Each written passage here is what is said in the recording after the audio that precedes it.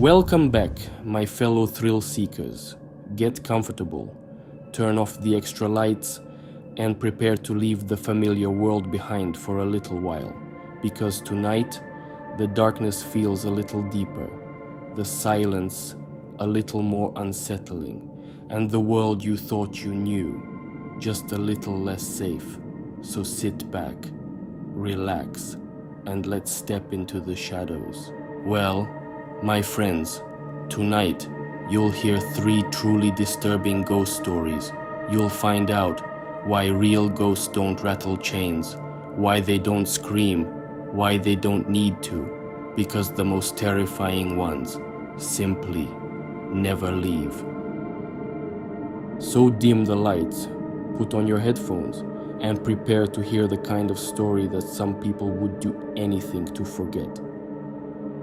Now, let's begin.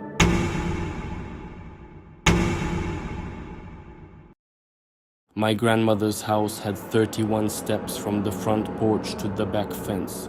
I know this because I counted them every single summer I spent there as a kid, the way kids do when they're bored and looking for something to make the long July afternoons feel less endless.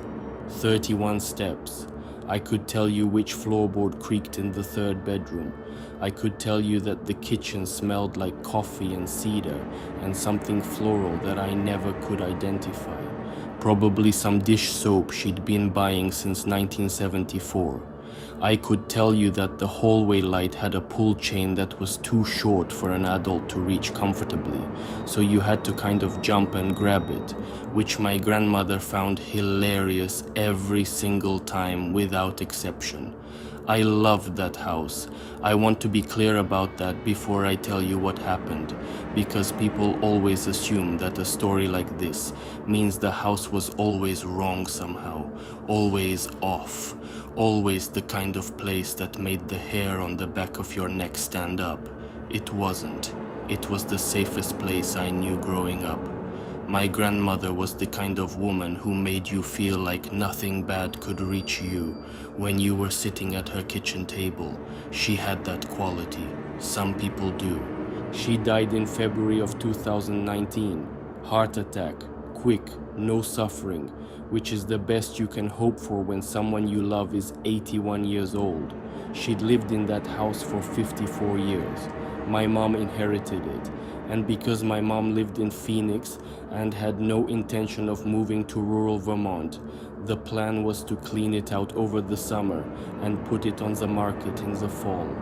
My mom couldn't take more than 2 weeks off work, so I volunteered to stay on through August, finish the cleaning, deal with the estate sale people, handle the logistics. I was 29. I'd just come off a bad breakup and a job I'd quit before I could be fired from it. And honestly, the idea of spending a couple of months in a quiet house in Vermont felt less like a chore and more like exactly what I needed. I'd always loved it there. I figured it would be a way to say goodbye to the place on my own terms. The first week was fine. More than fine, actually. I'd get up early, drink coffee on the porch, go through boxes during the day, take long walks in the evening. It was good. Quiet in a way that felt healing rather than lonely. I slept well, which I hadn't been doing in months. The house felt like my grandmother still, which sounds like it should be sad, but wasn't, not at first. The first thing I noticed was on a Thursday night, about 10 days in.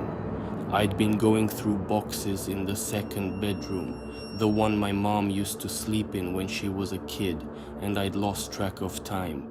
It was past midnight when I finally turned off the light and went to bed. I was almost asleep when I heard it. Footsteps in the hallway. Not the settling of an old house. I grew up spending summers here. I knew what this house sounded like at night. These were footsteps, slow, even, deliberate, moving from the direction of the back bedroom toward the front of the house, my grandmother's bedroom toward mine. I lay completely still. The footsteps stopped outside my door. I want to tell you I was brave. I want to tell you I got up and opened the door immediately. What I actually did was lie there with my heart going absolutely insane in my chest, staring at the ceiling for what felt like a very long time. The doorknob didn't move. Nobody knocked. After a while, maybe 5 minutes, maybe 10, I got up and opened the door. The hallway was empty. The pull chain on the light swayed slightly, like it had just been touched. I told myself I'd been half asleep. I told myself I'd imagined it. I'd been under a lot of stress. I'd been thinking about my grandmother constantly. The mind does things when you're grieving. I read that somewhere, and I believed it, mostly. Then it happened again the next night, and the night after that. Always the same, always after midnight. Footsteps from the back of the house, slow and even, stopping outside my door. Sometimes I'd open the door immediately, sometimes I'd wait, didn't matter. The hallway was always empty, the pull chain was always swaying. I didn't tell my mom, I didn't tell anyone. I started sleeping with the door open, which helped exactly 0%, and leaving a light on in the hallway, which also helped 0%, except that now I could see immediately that there was nothing there. 3 weeks in, I found the photographs. There was a box in the back of my grandmother's closet that I hadn't gotten to yet. One of those old-fashioned hat boxes with a lid that ties with a ribbon. Inside were photographs, older ones I'd never seen, black and white and early color prints, going back decades. Pictures of my grandmother as a young woman, pictures of my mom as a baby, pictures of people I didn't recognize, and then, near the bottom of the box, a photograph that stopped me cold. It was my grandmother's hallway, the same hallway. The picture was taken from the doorway of the back bedroom, looking toward the front of the house.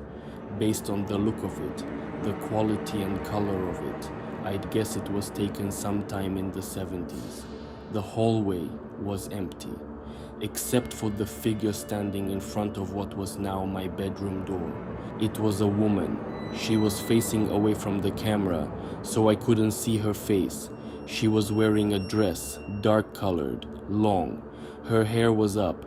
Her posture was completely still, the way a person stands when they're listening at a door. My hands were shaking when I flipped the photograph over. On the back, in my grandmother's handwriting, was a single line. She came with the house. She means no harm. She's just checking. I sat in the closet for a long time after that. I thought about my grandmother writing those words. I thought about what it would take to live in a house for 54 years with a presence that walked your hallway at night, and to arrive at a place of enough peace with it that you could write that sentence in that handwriting. Calm and matter of fact, she means no harm. That night, when the footsteps came, I didn't lie still. I got up before they reached my door and I opened it. The hallway was empty, the way it always was, but the pull chain was swaying, and I stood in the doorway and I said out loud to whatever was or wasn't there, "I know." She told me, "It's okay." The footsteps didn't come back after that, not once, for the rest of the summer. I don't know what to make of that. I'm not sure I need to. When I locked up the house for the last time in September, I stood in the hallway for a moment before I left. The pull chain hung perfectly still. "Take care of the place," I said. I don't know if anything heard me, but it felt right to say.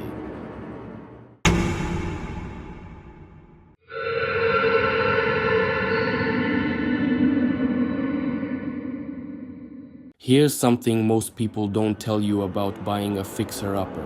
The house has a history whether you want it to or not. You can repaint every wall and rip up every carpet and gut the kitchen down to the studs, but the house remembers what happened in it. That's not a metaphor. That's something I now believe with a specificity and a certainty that I did not have 3 years ago, before my wife and I bought the old Mercer place on County Road 7 outside of Stillwater, Minnesota. We knew it had been vacant for a while. The realtor told us 8 years, though we later found out it was closer to 12. We didn't ask why. We should have asked why. Young couples buying their first home have a remarkable capacity for not asking the questions that might complicate the dream, and we were very much that young couple. The price was right, the bones were good, we had plans. We moved in on a Saturday in April. By the following Wednesday, my wife Rachel had mentioned the boy at the window. She brought it up casually, the way you bring up something you're not sure you want to make into a big deal. We were eating dinner, and she said, "Hey, random question. Did you see any kids in the neighborhood when you were outside today?" I said I hadn't. We were pretty far out from town, and I hadn't seen any other kids in the area. She nodded slowly and pushed her food around her plate. "There was a boy standing at the edge of the property this morning," she said. "While you were at the hardware store, he was just standing there at the tree line, watching the house." I asked her what he looked like. "Young," she said, "maybe 7 or 8, dark jacket. He was too far away for me to see his face clearly." I told her he was probably from a neighboring property, just being a curious kid about the new neighbors. She agreed that was probably it. We moved on to talking about the kitchen renovation and forgot about it, except she saw him again the next day, and the day after that, always at the tree line, always still, always watching the house, never coming closer, never responding when she waved. Once she'd walked toward him, she told me, and he'd simply not been there when she got to where he was standing. She'd assumed he'd run off into the trees. I hadn't seen him myself, which I found slightly strange, but not alarming. Kids are weird. I have a younger brother, and I remember being 8 years old. 8-year-olds do inexplicable things for reasons that make complete sense to them. Then I saw him. It was a Friday evening in May. Rachel was inside making dinner, and I was out back trying to figure out what to do about the overgrown mess of the back garden. I happened to look up, and there he was, exactly where Rachel had described, at the tree line, about 40 feet from where I was standing, perfectly still. Dark jacket, young, maybe 7 or 8, too far to see his face clearly in the fading light. I raised my hand and waved. He didn't move. "Hey, buddy," I called out. "You live around here?" Nothing, just standing there completely still, watching me. I started walking toward him, and this is the part I've told people and watched their faces do the thing where they're deciding whether to believe me. I was walking toward him, covering the distance steadily, and I was maybe 15 feet away when the light shifted and I could see his face for the first time. He wasn't looking at me, he was looking at the house.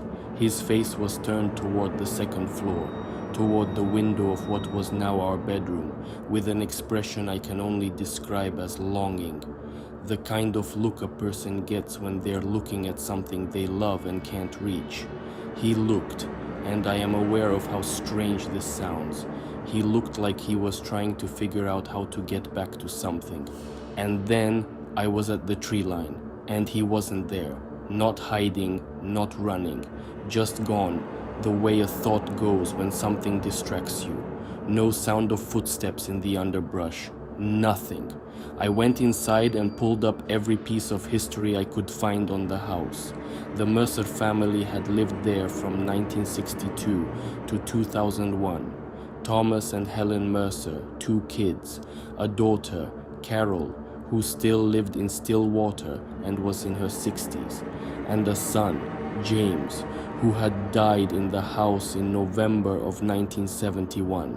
He was 7 years old. Accidental fall from the second floor window, the bedroom window. our bedroom window. I found his school photo on a genealogy site, one of those black and white class photos where the kid is sitting very straight and trying to look serious. Dark hair, dark jacket, the kind kids wore to school pictures in 1971. I showed Rachel that night. She looked at the photo for a long time without speaking. "That's him," she said finally. "Just that. That's him." We talked about what to do, the way you talk about something when neither of you has any framework for it and you're both just thinking out loud. We didn't want to move. We loved the house. We'd put months of work into it already. Rachel, who is braver than me in most respects, was the one who decided what to do. She bought a frame, printed out the school photo of James Mercer, and hung it in the hallway near the stairs. Not in a shrine kind of way, in a quiet acknowledgement kind of way. Like saying, "We know you were here, you're not forgotten." She also wrote a letter to Carol Mercer, the daughter who still lived in town, and explained, carefully, and with full acknowledgement that it might sound completely insane, what we'd been seeing. She didn't know how Carol would respond. Carol called her 2 days later. She cried for a while on the phone. She told Rachel that after Jimmy died, her parents had never spoken about him in the house again. That was just how people handled grief in 1971 in rural Minnesota. You didn't talk about it. You packed it away. The house had been sold with barely any of his things left in it. She asked if she could come visit sometime. She came the following Sunday. We gave her a tour of the house. When she reached the hallway and saw her brother's photograph on the wall, she put her hand over her mouth and stood there for a long time. We haven't seen the boy at the tree line since. I don't know what that means exactly, but Carol still comes by sometimes on Sunday afternoons and sits on the porch and looks out at the yard. She never explains what she's thinking about. She doesn't have to.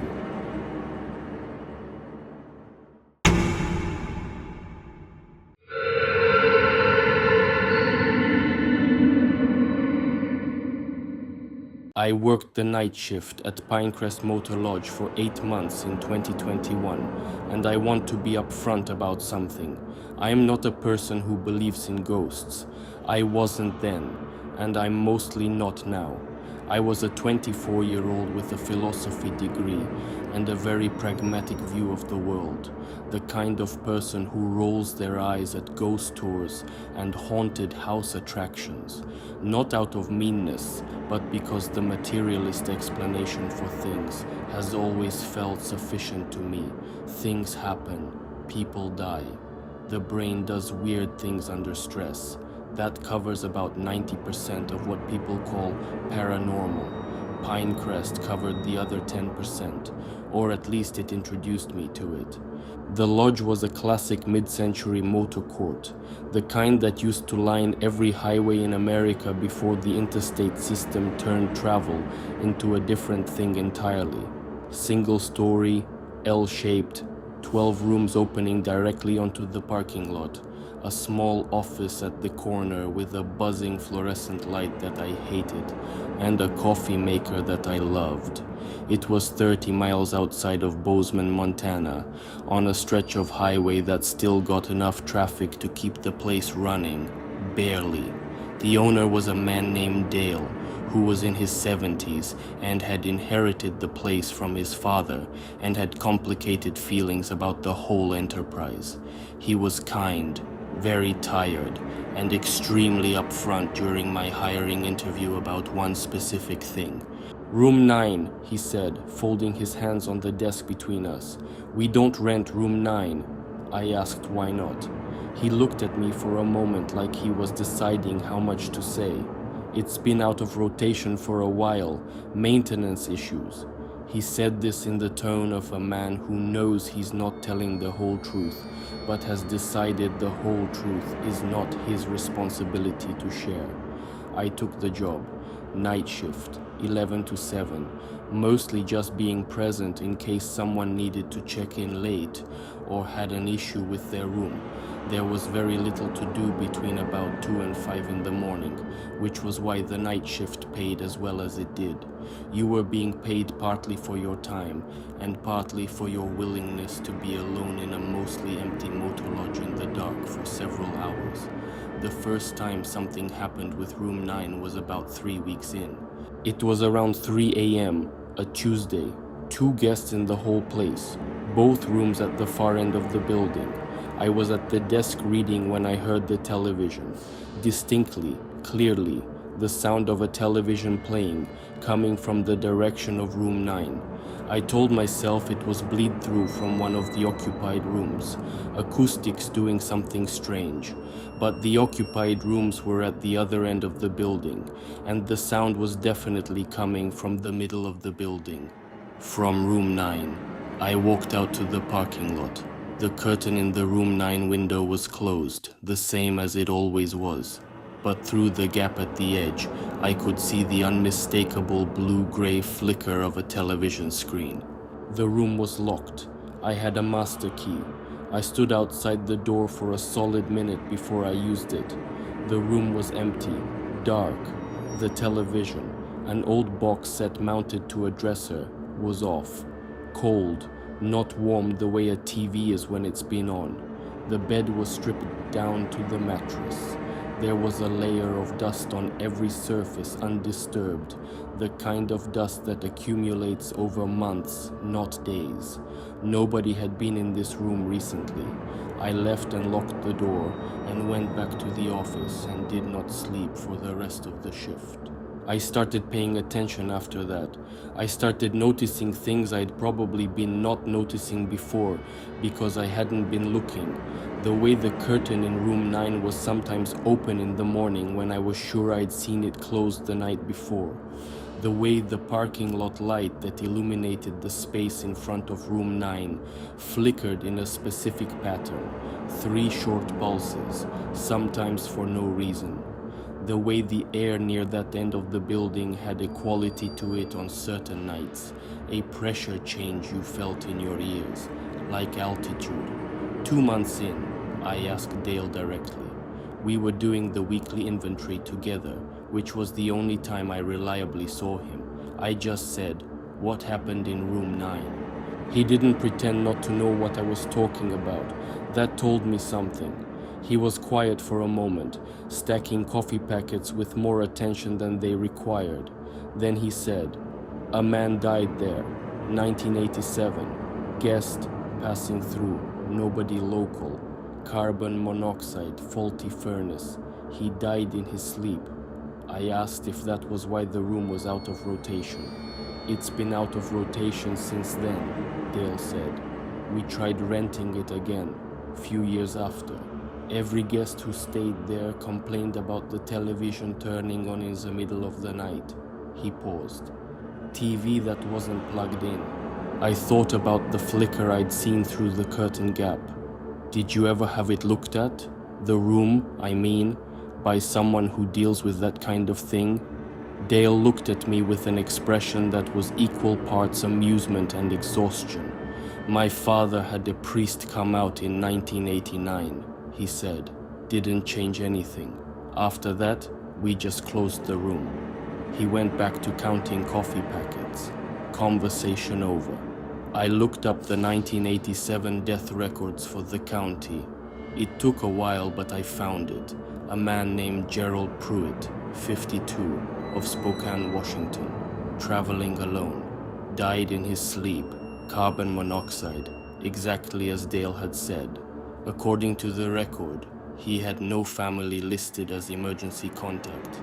He'd been checked in for 3 nights, alone, passing through on his way somewhere he never reached. I thought about Gerald Pruitt a lot after that. Not in a frightened way, mostly. In a sad way. Dying alone in a roadside motel room, no family to call, no one waiting for you. And then, whatever was left of you staying there, because where else would you go? Because the room was the last place you were alive, and whatever anchors a person to a place had kept you there, channel surfing through eternity in a room no one rented anymore. On my last night before I took a different job, I went to room 9 with a notepad and wrote a short note. I don't remember exactly what I said. Something like, I know your name. I know what happened. I hope wherever you are now is better than this. I folded it and slid it under the door. I know that sounds ridiculous. I'm aware. But the light above room 9 didn't flicker once that whole last shift, which was the first time in 8 months that had happened. And maybe that means nothing. Probably it means nothing, but I left the note there anyway.